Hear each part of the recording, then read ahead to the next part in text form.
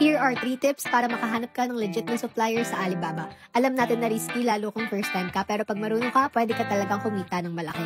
Kaya take note, tip number 1, piliin ang verified supplier sa Alibaba. Hanapin mo lang yung may badge na verified supplier, ibig sabihin check na sila ng third party. Legit, reliable at may actual operations.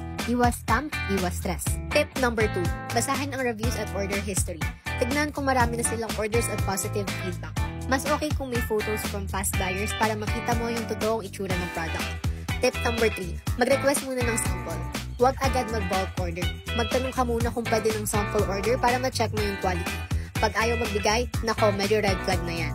Now, ito yung madalas na iniisip ng iba. Mahal ang shipping. Totoo yan kung wala kang diskarte sa freight forwarder. Kaya ang tip, sabihin mo agad sa supplier mo na may sarili kang forwarder. At dito, papasok si Cargo Boss Philippines. Kay Cargo Boss Philippines, sila na ang bahala mag-ship ng product mo from China to Philippines. At all-in fees na. No hidden charges, kasama na ang taxes at customs. Kahit maliit pa yan na parcel, hindi ka lugi basta dumidiskarte ka ng tama. So kung ready ka na mag-import, message mo na si Cargo Boss Philippines today.